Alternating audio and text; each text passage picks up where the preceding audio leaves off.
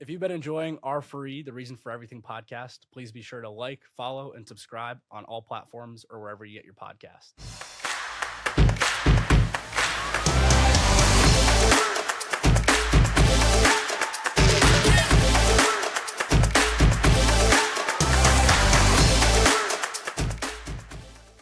Yeah, business wise, I feel like email is usually a great place, but still don't underestimate the value of DMs. I've done it all under the sun, and depends on the individual. Some people are more responsive on DMs, some, delegate their emails. So it's like their EA is trained to literally not take anything unless it's like truly business related. So hit people from every angle.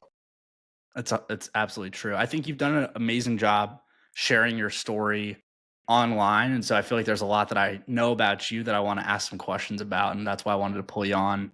I'd love to give you a chance to introduce Mm. yourself to my audience. Like I said, there's a lot of alignment with what you're pushing out into the universe, even before we started recording here, talking about maximizing efficiencies. And I know you're a calendar expert among many other things. So with that, I'd love to give you a chance to just introduce yourself, and then I have some thoughts and some questions I'd love to frame the conversation around. But I'll give you a chance here just to tee yourself up a bit. Yeah, so a couple thoughts. One is I'm an open book, so wherever you want to go in this conversation, we can do it. Two is, just so I have context, what is your estimated runtime for a podcast usually? How long? Yeah, 30 to 45 is kind of in my sweet spot. Great. And last question for you is, what can I do today to make this a win for you? Yeah, thanks, man. I appreciate you asking that. I think the key successful discussions that I've had with folks like yourself across the camera or across the mic is mechanistically, how did you make the leap of faith to leave a cushy, sturdy job and take that bet on yourself? I have so many people ask that question. It's a question that I have myself. How do you come to that decision? There's some folks that have run the break-even analysis on spreadsheets. There are some folks that have trusted pure intuition. There are some folks that have had it kind of a long time running in a blend of the two. And so helping my audience understand, hey, how did you actually take that bet on yourself, step away from the kind of core traditional undergrad to a corporate job? Obviously, you had the driving in between, school and, Yeah. and liquid IV, but understanding how you made that leap of faith, the cushy sturdiness of working and reporting to someone else to taking that bet on yourself, helping my audience understand how you made that choice would be really helpful. All right. Yeah. We can definitely get into that. There's a lot to unpack in that alone, man. Yeah. So I'm just based on already just the last 4 minutes and 5 minutes, I can tell the intention you put behind these conversations. So just know I'm really excited to be here and want this to be a win. And at the end of the day, let's just have a great conversation. It won't be just a Q&A. I'm sure I'll have some questions to fire back at you. So, yeah, I'm really excited. I'm excited for this. Let's do it, man. Let's do it. So, like you said, you're based in Austin and now you work for yourself, but that wasn't always the case. Let the audience know what you do today, and then let's work backwards to how you got here. Yeah. It's really funny, like when I get put in these positions to like, what do you do today? And then bring it back. Cause it's like, what a gap there is from the last 8 years. But like present day, I'm a content creator, coach. I do a lot of digital courses, content creation, podcasts. I'm like a digital media agency, et cetera, for myself. And my whole mission is to help people optimize their life to align with their goals. So, courses, coaching, like I said, digital media, et cetera. But 8 years ago, I was a full-time Uber driver, building my first podcast, just trying to figure it all out. And there's a huge gap in between of where I'm at present day to how I even got to this moment. And right before we started the call, you were talking about like this audience wants to potentially leave their 9 to 5, or, they're trying to figure out when's the right time to go all in. And one is, I feel like you never know. I feel like you choose that moment, and you have to be strategic and calculate that decision. But that's for me how, and maybe we'll get into it right away or at some point in this conversation, but it took 8 years because I just went full time on myself back in January of this year. So it took me from August 2016 when I started my first podcast to January of 2024 to be able to be in a position where I could bet on myself and know that my skill sets, my knowledge will make me enough money to pay my bills and allow me to live my life. So a lot of things that happened in between those moments. Let's dive in then. One of the questions that always comes to mind for me when I'm talking to people in your shoes is how did your family react when you were saying, "Hey, I'm going full time" back in January? Were your Mm, parents entrepreneurial, family entrepreneurial, or is this kind of the first dose of it? Because there's a lot of times where someone's parent might be a bet on themselves type of person, type of family. They've started many businesses. They kind of get the hustle. Other mm, folks, it's like, hey, how could you leave the cushy plan for retirement, the insurance? Where did you yeah. fall in that in terms of your background and context? It's a great time to talk about this because I was just home 3 weeks ago and I got to see my parents in person for the first time since I had left my full time career at Liquid IV. And my mom shared with me, which she did a really good job reserving her emotions while I was in this process, but she ultimately was able to communicate to me that like I was really nervous, but I trusted your decision, and I'm so happy to see like it all panned out and in the best ways possible for yourself. But my mom has been in banking for 30 plus years. My father was a correctional officer for 30 plus years. There's really no one, at least in my dad's immediate family, that is entrepreneurial. There's a lot of hustlers that have worked multiple gigs.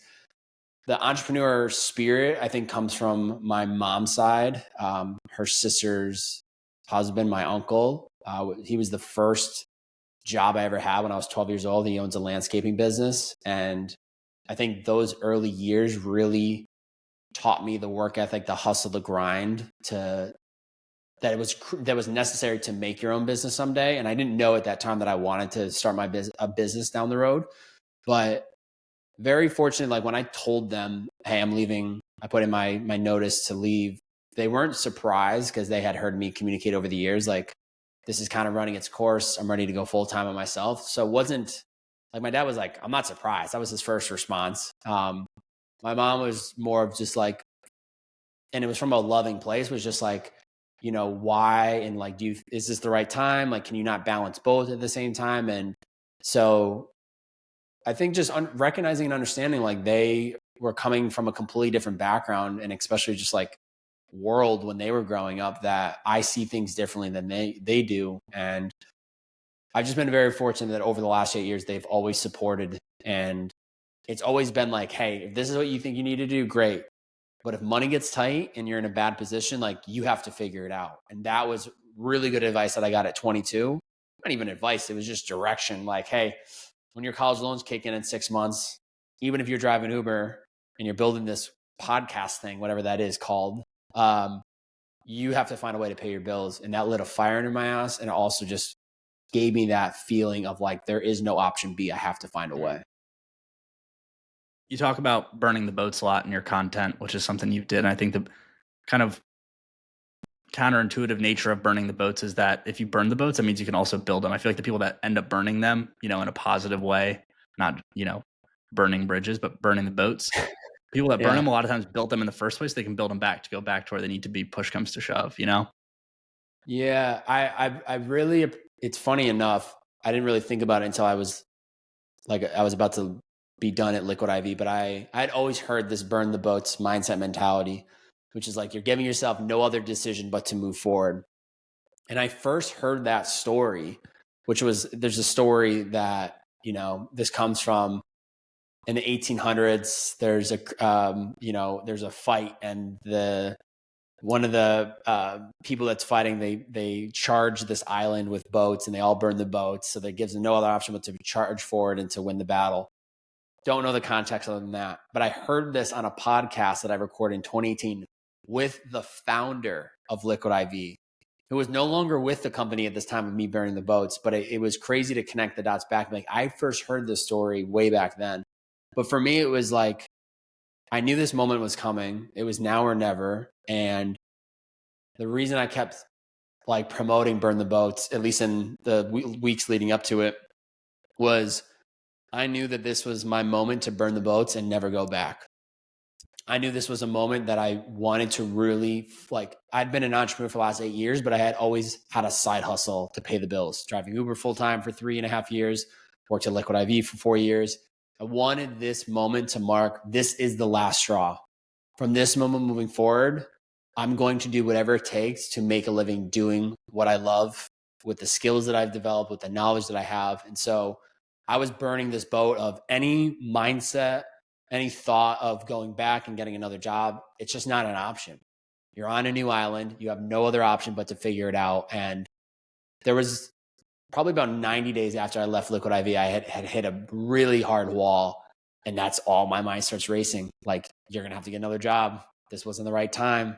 You don't have the skills. And inevitably, that's kind of the ebb and flow of entrepreneurship. You have those self-doubt moments, but you learn to dig yourself out of them and to kind of let go of the things that are holding you back. And eventually that allows you to kind of proceed and move forward. I don't know if you feel the same way, but in my kind of content creation journey, and as I've been thinking about this realm of R4E and a lot of the similar stuff that you think about and post about on your content and that I think about and have conversations about in my show, is I almost feel like some of what I put out is also a accountability tool for myself and Yeah. Almost a journal in ways to myself. So I feel like, and let me know if you think otherwise, but posting content about burning the boats and posting content about your optimization or posting content about not using your phone right out of bed like you did recently is probably serve, at least for me, when I do stuff like that, serves as a reminder to myself that, Yes. hey, you're holding yourself accountable by sharing it with the world. Does that resonate Yeah. at all? 100%. Like, I had a conversation a few days ago with someone, and I was like, everything that you see me create and do is literally for the younger version of myself. Because I know that younger version of me exists in someone else. And if I can help them through what I've learned and they can learn through my experiences, fantastic. Just the same way I can read a book, listen to a podcast, go to a day workshop and learn something and learn through someone else's experience. Obviously, I do agree the best way to learn is through your own personal experiences, but there's some things I just want to avoid at all costs. I don't want to go through bankruptcy to know what it feels like to be bankrupt. I want to hear what someone else did or did that led them there, but here's also the steps that they took to prevent it from ever happening again. So for me, it's like, that's all of my content that you see present day and moving forward, the podcast, the social media content, the newsletter, it's all content that I wish I had then, when I was burnt out, trying to juggle too many things at once, neglecting certain areas of my life, unproductive, not focused on quality hours worked, but more focused on quantity. Absolutely. I'm creating for the younger version of myself for sure. There's so much about your framework and methodology that you've built around your life that I want to dig into, but I want to save that for a second because I want to give a little bit more context and understand your background a little bit further. So you went to Bentley and then you ended up driving Uber full time, top 2% of drivers in the world. And you almost drove 20,000 rides, I think it was. Yeah. What drove you what got you to, being behind the wheel there, out of school, kind of unconventional path out of a good university? Why'd you not go the corporate route like a lot of your peers Yeah. probably were? I appreciate the research. Research goes a long way, and it makes this conversation just go even deeper. So thank you for that. I drove Uber as a side hustle my junior year of college. I was coming out of my junior year at Bentley, had just finished up a marketing internship where they were offering me a summer position, and I didn't take it because I was just like, I'm just not in alignment with this opportunity. Started driving Uber part-time during the summer, made great money and loved it. Fast forward, college, my senior year, I don't know what I want to do after college. I thought it was corporate America. That's why I got the internship, realized not what I wanted to do. So I kind of lived it up my entire senior year, just question mark, what am I going to do after college? What's the career path? I don't know. So I'm just going to have fun and figure it out. So when I graduated, I had this idea marinating in my mind about starting a podcast, and I was really serious about it and I committed to it. The only problem is, how do I make money to pay the bills while I build this thing? And I was trying side hustles. I was flipping stuff on Craigslist. I went back to working at my uncle's garden center, the one I told you about earlier. And it just, nothing was consistent. Nothing was making me enough money. And I'm from 90 minutes west of Boston in Chicopee, Massachusetts. And I just realized, like, there's nowhere I'm making money here. And a buddy reached out and was like, dude, I'm subleasing this apartment in Boston. There's an extra room. Do you want it? And I was like, you know what? I could go back and drive Uber. I saw how much money I was making last summer. I was like, it'll buy me time to keep building on this podcast. So when I launched the podcast, August 31st of 2016, I was fully believing, give me 6 months. I'm going to be generating some good money from this podcast. I'm not going to have to drive Uber anymore. And little did I know, I'd then go to spend the next year driving full-time in Boston. And then I moved to LA. And then I spent the next 2.5 years driving full-time, where I accumulated 19,002 total rides. And it literally was just like, I thought it was going to be just a short-term thing. But let me tell you, it was the best hustle for where I was at in my life, because I was in control of my time. I could prioritize the guest schedule and record the podcast based on when they could make it work. I had flexibility. I was interviewing people all day long while driving Uber. I was getting to know different parts of LA after just moving out there. It was the best case scenario. But when I was in it, it felt 90 to 95% great. I enjoyed it. I love driving. I love meeting people. And I knew it was serving a purpose in my life. And then there was 5% moments where I was like, all right, I'm ready for the next thing. Like, I don't want to keep driving. And eventually I would stop doing that to go work at Liquid IV full time. And that was the purpose of the youth podcast, or is that Bearded Man? Yeah. Purpose in the Youth. It was the first podcast I had created. I did it for 3 years.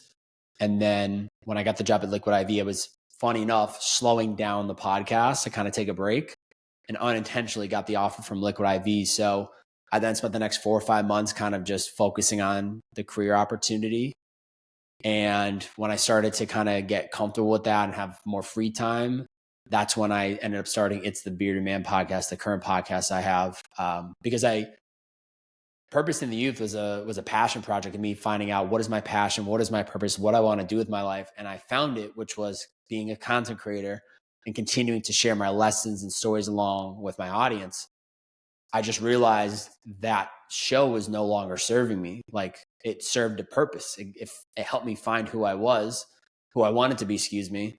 And so I wanted to start like a fresh podcast with a clean slate, with branding that aligned with me. And instead of repackaging and kind of doing like a rebrand on the show, I just wanted to let it be and let it live on forever, so that, it's like a book, right? Like, you go read book 1 and then you go read book 2. And to me, that was podcast 1. It will always be there. And then people can come to current day me and see everything that I have that I'm working on presently. So cool. And a lot of alignment with, why I started this podcast and what I love about being able to and I've talked about this on so many episodes, so I apologize for anyone that's hearing this for the dozenth time, but memorializing where I am in time, what I look like, what I sound like, my thoughts, what I feel like today versus a year ago. If I want to go back and see what that was like a year ago, I can do that now, which was kind of one of the goals in starting this in the first place. But I want to ask, you said when you were at school, you did your internship and it just didn't align with where you wanted to go, what you wanted to do. You said something about while you were driving Uber in LA, which is ironic that you were practicing and honing in on your craft all day long while driving folks around, and then going back to the desk and recording podcasts, and just kind of this beautiful feedback loop that you had, maybe unintentionally, maybe intentionally. But you mentioned a couple of times figuring out your purpose, figuring out alignment. I think a lot of 22 to 25-year-olds in modern day aren't given that time and space to have those sorts of thoughts and have those sorts of questions. I think it wasn't until a couple of years ago where I was able to kind of have the space to start even thinking about this sort of thing. When you were in your early 20s, how did you have that space? Or was that something from your parents, something from your peer network? How were you given, and how did you have that framework? What did you listen to, learn, read that got you that place? Or was it not even necessarily consciously aligned or misaligned? Or No, it's such a good question, because it was environmental. It was the people I was surrounded by. So there were 2 important things that happened that allowed me to have the ability and confidence to start the podcast, which was, 1, not even the kids I went to college with, but the kids that I grew up with, some which I wasn't even like best friends with growing up, but grew to build better friendships with, because now we're out of high school. Some of us are out of college.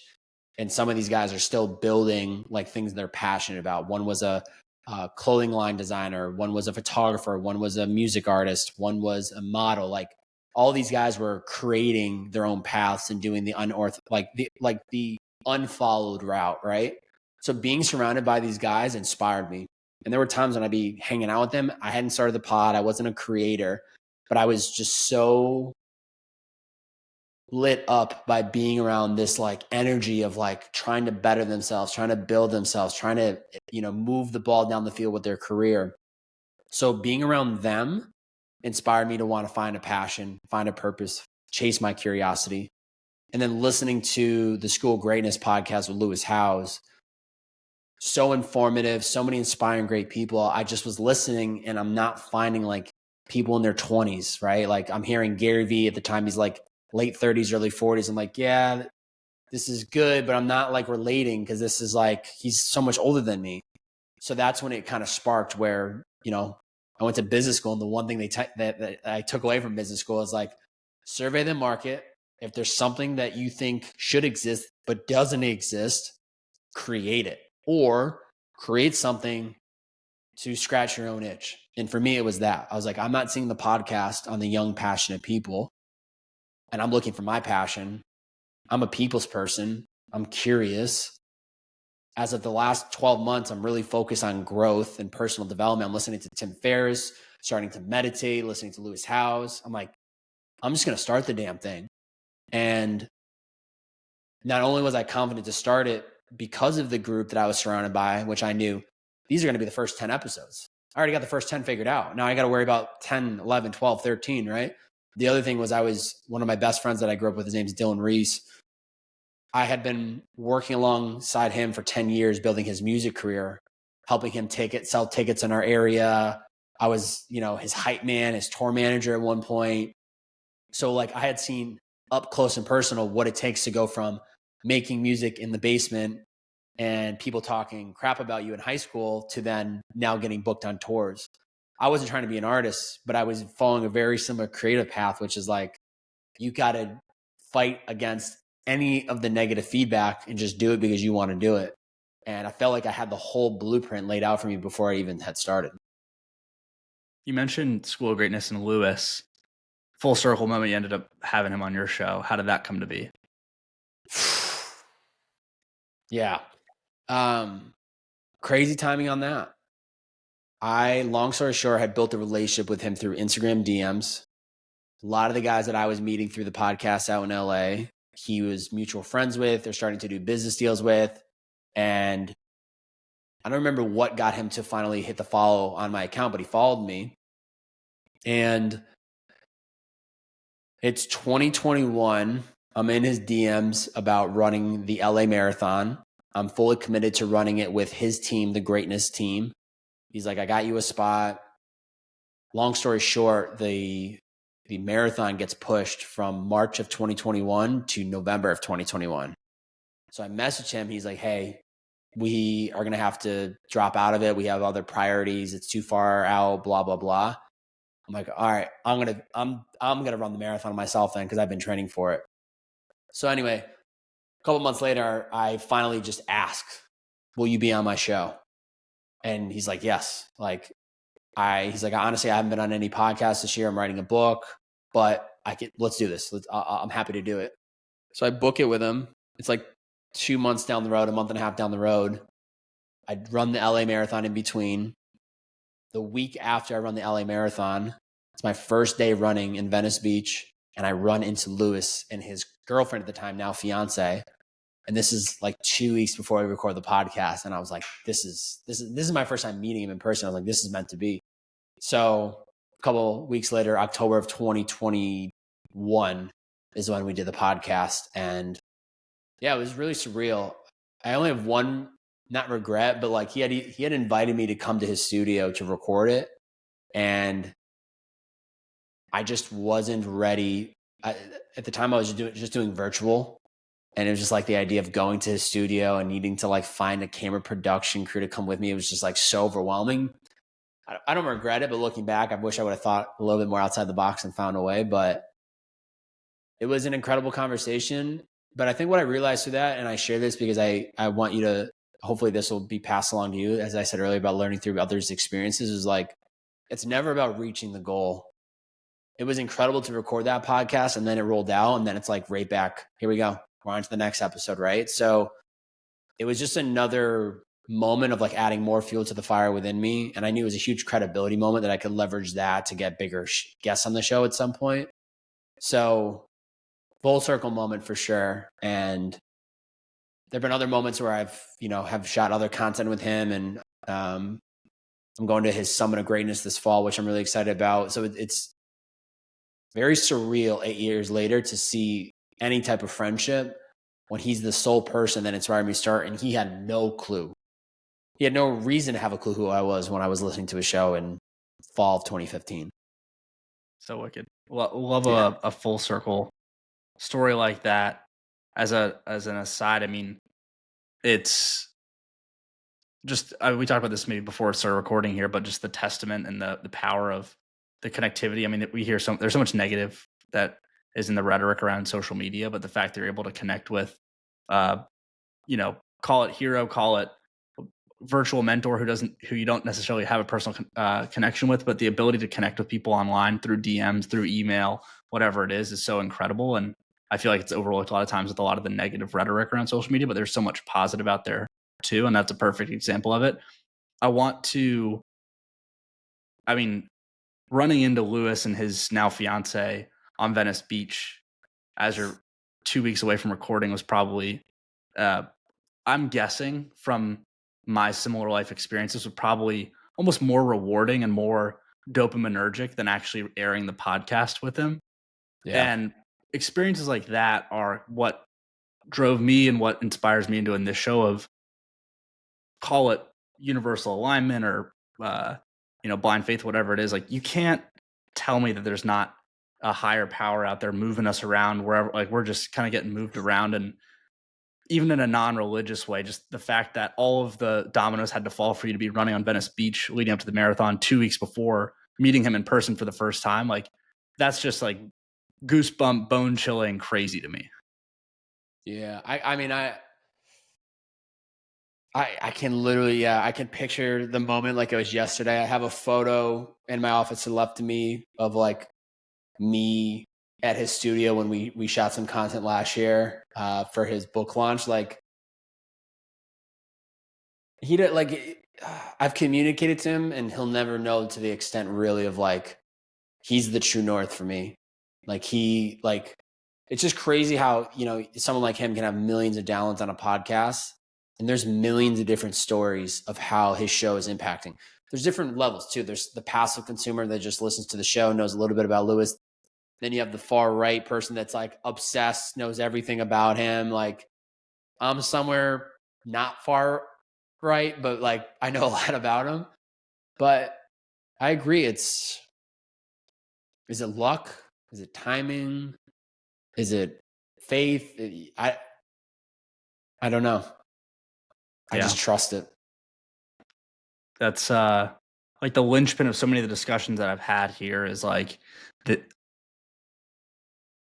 the classmate you run into on the corner of the street after forgetting your keys, going back, but you had spilled coffee the night before, or your drink the night before. So everything is all of the different shuffling of the cards that have to happen for you to be in there in that moment. Not just you, but and them and everyone else. Like, if he bumped into someone, like, there's just so many dominoes that have to fall perfectly for that to happen, that it's in the form of Pascal's wager. You can't help but believe that there's something out there moving us to be where we're supposed to be.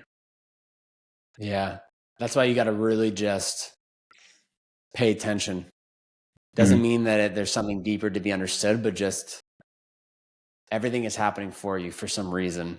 Like, I really do believe I was meant to run into Lewis that day, and I don't see any of this as luck. I see all of it as just putting myself in the position to have these moments happen. Just consistent effort. 1,000%.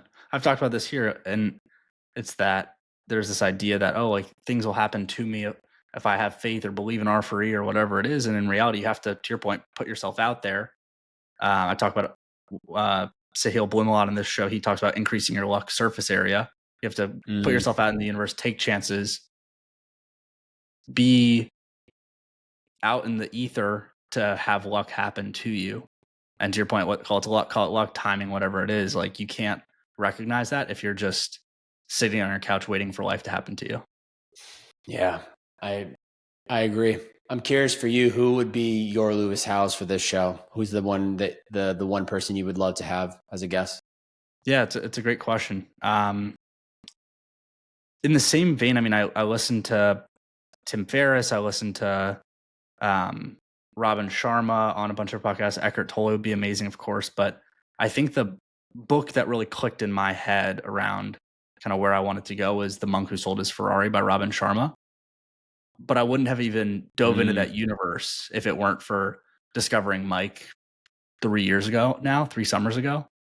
And on his podcast, I had no clue who he was, which is, again, how we got connected in the first place, and seeing you comment on one of his things on Instagram. Again, the power of social media. And I've tried to articulate this story to so many people, and it's just, to your point, it's he or anyone else that I explain this story to will never understand the gravity and how important that and his podcast and now music has been in my life. But I was a huge fan of Johnny Manziel's. I saw that Johnny Manziel was starting a podcast with some dude named Mike.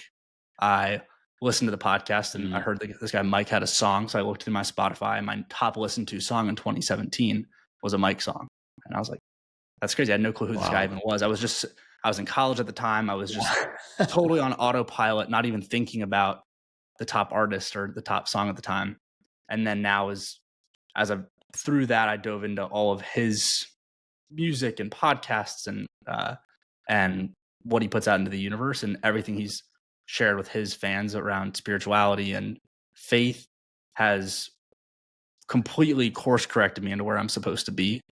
And that's kind of been what, and it sounds crazy, just a singer at the end of the day, but it sounds crazy, but that I would have no idea what any of this stuff is. I'm sure I would have figured it out at some point, but I think that discovering him and what he's taught on spirituality and growth, fast forward my timeline, what would take, I feel like, a lot of people into their 50s, 60s, 70s, and even maybe never, to figure out what I figured out at 26, 27. Yeah, that's what makes Mike different, though. He's not just a singer, he's not just an artist. He's a, I don't even want to say personality, but that's what he is. It's not, and when I say personality, I'm not saying he's being someone he's not. He's being himself fully, unapologetically. The difference is most artists don't do that. There's a reason you don't hear Travis Scott on podcasts. Maybe you catch him on a few radio interviews when he's doing like press runs for his music, but like, you only get the music. Sometimes you're lucky if there's a documentary, or maybe there is that one-off podcast, but Mike's done a phenomenal job of really pulling back the curtain and showing who he is in the music, outside the music. And I'll share with you this, just because the timing of this podcast. Earlier this week, he was doing one of his IG lives, and I clicked into it and I hit request to live, and I'm like, this is it. Finally, we're going to like, I've met him briefly in some moments. There's a lot of mutual friends, but that never really happened when I was living in LA. And then sure enough, he pulled me in. We talked for like 10 minutes, and me and him gone back and forth a bunch in DMs. And I share that not because I'm not flexing or anything like that, but I'm sharing because all of these relationships are manifested. All these relationships have come to fruition by me sending the cold DM, sending the cold email, asking how I can be of value to people, trying to connect dots, trying to be a support. Somehow, some way, the universe, the world, God, whatever, keeps just like bringing it back. And he pulled me in. He's like, yo, we've chopped it up before, right? I'm like, I manifested this, bro. I was like, I knew clicking in this. I was like, I knew you're going to pull me in. And it's just how it works. That's how it works, man. And that's the thing. Like, I've talked to my dad about that too. And I almost feel like it's inevitable at some point I'll have this conversation, and for no other reason than just to give him his flowers of saying thanks for turning me on to so much of this stuff. But I know it'll come one day whenever the time's right. Have you asked him? No, I haven't put it out there yet because I don't know. I don't know. Yeah, you should, because you should maybe cut part of his clip of you talking about him or whatever, and maybe send that in the DM, say, I would love to have you in the pod. I don't know what it looks like, but I didn't realize it until after I finally asked Lewis. In my mind, I had told myself a story that I had asked him 2 or 3 times. I went and scrolled back on 4 to 5 years of DMs, and I was pleased to see there are a lot of DMs. So I was like, this is a good thing. It's taken me a while to scroll, but I had never asked him. So I'm so happy the timing that it happened. I also agree that timing is very important. So you have to listen to your intuition, but at the same time, just the same way of quitting the job, when the time's right, the time will never be right. You have to create the time for it. True. So up to you. I'm not going to challenge you and say you have to DM them tomorrow. I want you also like want to be at a place where like you're ready for that type of conversation. It's the same way I didn't reach out to certain people the first year of the podcast because I knew I wasn't ready for a Gary Vee. And even if I was, it wouldn't be the conversation that I knew I'd have if it was 2 years in and had the reps under my belt. So just putting that out there. When you feel like inspired and you feel like I'm ready for this, shoot that shot. Yeah, man. I appreciate that. It's good fire under my tail to shoot it. And like, I think that's the interesting thing. I am a fiend with it. I have no problem sliding up, swiping up, sending the email, sending the cold text. But to your point, I think I'll be listening to my intuition for whenever that time is right. And I think that's the craziest thing is like, so it was not a matter of anything other than him saying, "Oh, I'm reading this book right now." I'm like, I'm gonna go check out The Monk Who Sold His Ferrari, or him saying, I'm reading this book right now by Esther Hicks about asking it is given, to your point, or asking you shall receive. And so, yeah, man, I appreciate that. That's helpful. How about you for where you're at now? You've talked to your North Star being Lewis.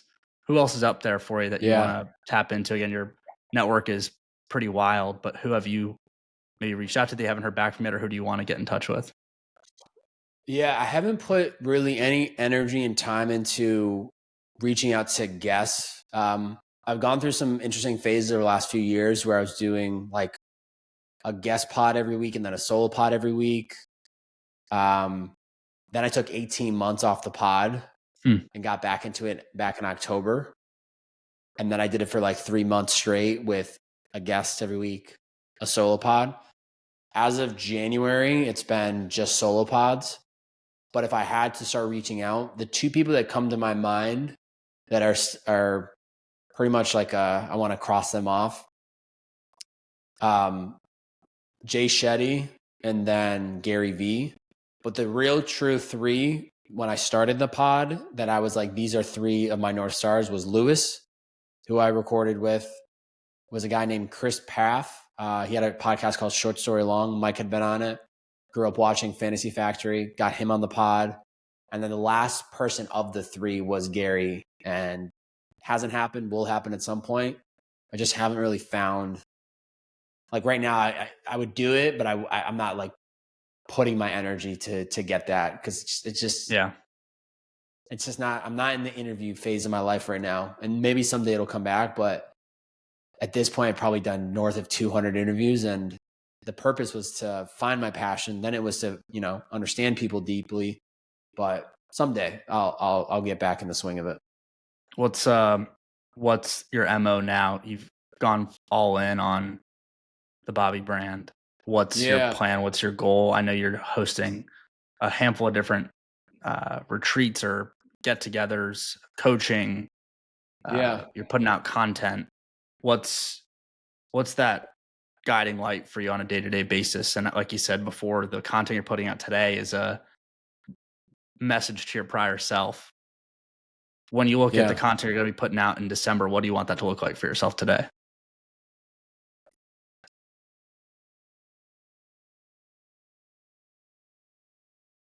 I would say still of the same.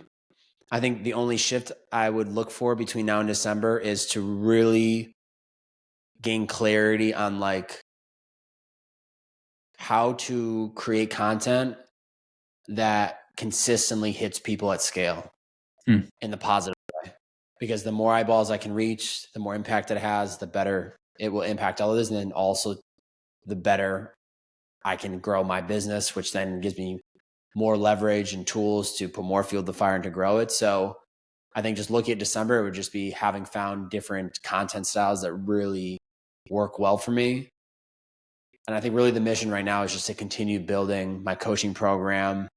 I'm relaunching a retreat that'll be in November here in Austin, doing a lot more community events here in Austin itself, hosting like men's dinners, trying to take myself from being the guy that people consume on social media to either the guy people work with or the guy that is hosting an experience that they're going to.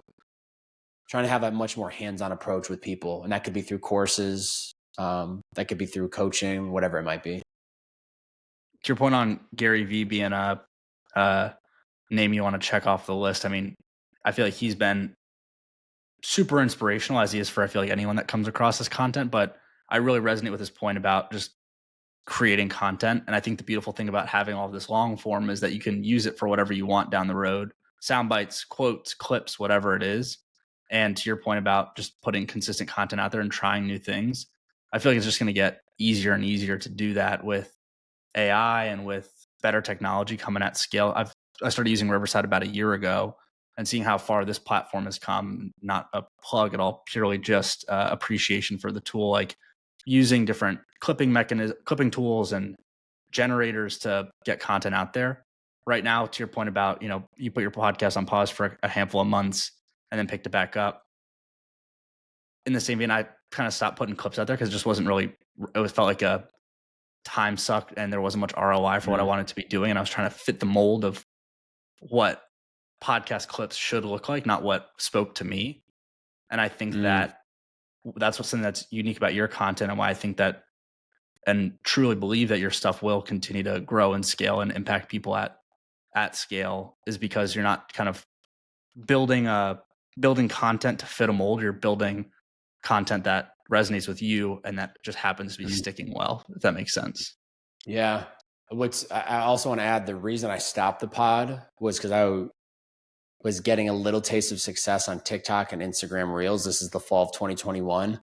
And I'm so thankful that I stopped the pod to go all in, because it put me in a position to grow this massive community online, which then helped me leverage brand partnerships and leveraging like my coaching program. So it's also like paying attention to, you got to go to where the attention is. Gary Vee always says that, go to where the attention is. And day trading attention. I had been podcasting for so long, but the audience was just not finding me. It's so hard to be discovered on podcasts. So I would encourage, like, if you're not enjoying the clips you're making, that's fine. But if you want to truly grow this podcast, the best tool is going to be finding a way to create social media content that drives you to the pod. Don't know what that looks like. It could be similar, where you create content around your interests, your goals, and then people become a fan of you. And then you're like, yeah, by the way, I do this podcast, and you get 5% of that community to transfer over. Now you got 5,000 new listeners. So True. Just as I'm glad that you decided, I like the podcast, I'm going to keep doing it. But if you want to grow it, social media and these short form content platforms are going to be the tool. It may not be the clip style stuff. That doesn't work for me. I just put it out just to give people a taste of what I am talking about on the actual show. Yeah. Super, super helpful. Yeah. Gone deep. We've talked tactically about social media strategy. One of the reasons I wanted to bring you on, and I did not expect to tackle those first two, I'm glad we did. One of the main reasons why I wanted to bring you on and pick your brain was about the mechanics and the frameworks that you actually talk about and build out in your day-to-day around creating a schedule, bulletproof routines that work for you. And I think that that's probably the chasm in which a lot of freelancers get lost in when they leave their W-2 job, which is the window of opportunity that is an empty calendar. Yeah. I'd love for you to walk me through and the audience through kind of how you structure your days. You do the same thing every day. You have flexibility built in there, as you've mentioned, but how do you structure your days today, generally speaking, on a work day, or however you want to bring that out, to help you build your businesses, build your brand, and create more awareness around all that you're doing? Yeah, I'll never forget when I was on my last day or coming to the last days at Liquid IV, and my manager made and it was from a very good place, but she's like, "What are you going to do next week? Like, you're going to have nothing but time." And I kind of laughed because I'm like, she has no idea that literally come next week, nothing changes. I just now have more time to build my business. Like, I'm still waking up at the same time. I'm still nothing about me changes. I just don't have to spend X amount of hours a day working for this company. Um, so I'm huge on, like, my whole mission is like helping people optimize their life to hit their goals. And you do that by optimizing your schedule to align with your priorities. So for me, Monday through Friday is pretty much the same. And the only sub bullet I will say is like what I say and I'm about to say, this is just a structure for me to follow. It doesn't mean every minute to the minute I'm actually doing that. There are some days there are hiccups. There are some days there are curveballs. But more often than not, I lean into this structure to give me some guidance as to what I should be doing when. So first things first, I wake up at 6 a.m. every day. From 6 to about 9:30 is walk the dogs, feed the dogs, meditate for 20 minutes, work out for 45 minutes, shower, eat breakfast, start work by 9:30, 10. From 10 till 6 is what I would call my working hours. It's when I'm actually working and sitting at this desk. I intentionally do not have any calls between 2 and 5 p.m. CST. Excuse me. I only take calls between 2 and 5 p.m. CST. So from 10 to 2 every day, the first 4 hours of my work day is me time, creating social media content, writing blogs, newsletters, recording podcasts, etc. The only reason we're doing this in the afternoon is because even though this is a podcast, this is what I would call a call, right? So I schedule all of my calls between 2 and 5 every day because it's when I find I'm the most effective and efficient with calls, and I stack them all. So instead of having a call at 10 a.m., then at noon, then at 12:30, it's like sporadic. I'm like focused for an hour, then I get focused for 20 minutes. It's just way too much all over the place. I'm intentional about it. So all the creative is done the first half of the day, all the calls and external or internal work is done the second half of the day. And then I'd say between 6 and 9:30 p.m. every night, dinner, maybe walk the dogs, maybe it's go on a date night, maybe it's grab dinner with friends, something community based, or maybe honestly more often than not during the week, at least 3 out of 5 nights, maybe 4 out of 5, it's just relaxing. It's like watching Netflix, winding down, enjoying time with my fiance, walking our dogs, etc. And then usually around 9:30, we'll get ourselves ready, get the dogs ready, and lights out by 10 p.m. Rinse and repeat Monday through Friday. And then the weekends, I try to have flexibility, try to avoid using alarms. If I don't need to wake up early, I'll just let my body naturally wake up. And then I kind of just approach the weekends as like fluid and just like whatever I feel interested. It's like playtime. Like, do I want to go read? Do I want to work out? Do I want to grab coffee with someone? I'll plan those things in advance, but more often than not, I'm just kind of flowing. I love it, man. You've been so generous with your time. Maybe last question I have for you here.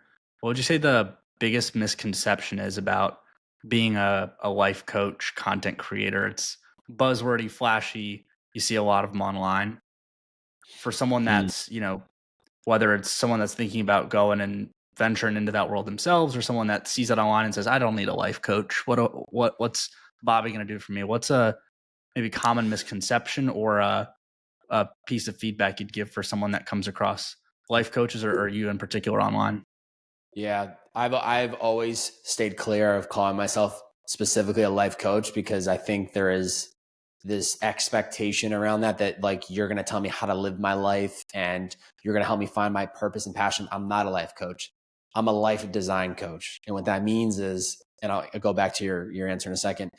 I come to you or you come to me.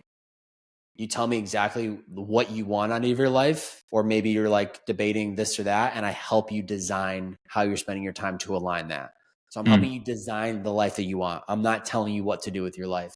The biggest misconception though, I think probably is like you're a life coach. So you just like help people figure out like what they want to do. And it's like, no, I'm helping a very specific target demo and I'm helping them optimize their life. Most of the clients I work with are burnt out entrepreneurs, high performers, where their life is just focused on work, work, work, and there's no balance. They're not working out. They're not carving out time for their relationships and friendships. I help them find the time for it. So I think that's the biggest misconception I get from people is you're a life coach, or I think just in general, I don't think people understand like the amount of, and I love the pressure, but the pressure of being your own entrepreneur is like, you have to create the revenue. It's on you, and it can be really rewarding, can also have its low moments, but I wouldn't trade it all. And once again, our boy Gary Vee is always like, be self-aware to know, your skills, your strengths, your weaknesses. And I know that I'm doing exactly the right thing. And there's a lot more different things that I will go on to do, but I feel really good as of July 26th, as we record this podcast, and I'm doing exactly what I'm supposed to be doing. I love it, man. For someone that's looking for life design coaching, looking to listen to your pod with Lewis and the amazing other guests you've had on, where's the best place for them to find out more about Bobby?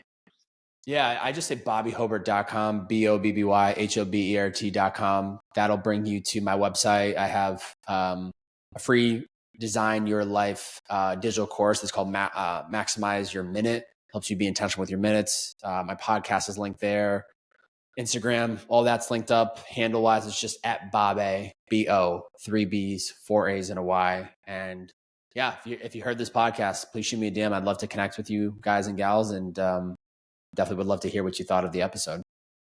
Thanks, Ben. Let's do this again sometime. I feel like there's so much ground we still need to cover, but I want to be mindful of your time as you're designing your life. But I appreciate you, man. Thanks so much for coming on. Absolutely. But I do have one favor from your audience. If they're actually still hanging on to this last second and they didn't jump out, props to you, because you're a real listener and real supporter of the pod. If you're listening right now, you have enjoyed this episode, you've enjoyed multiple episodes of the show, please take a moment to leave a review on this podcast, whatever platform you're listening in on. It goes a long way. It's very clear that Arjan is putting a lot of time, energy, attention into creating these episodes, and they are literally free for you all to consume. So if you want to continue to listen to great episodes, do him a favor, leave a review, share it with a friend. It goes a long way. And if you do that, I guarantee he's only going to be able to produce even better episodes moving forward. You heard it from Bobby, folks. I appreciate you guys. Thanks, Ben. Yeah, baby.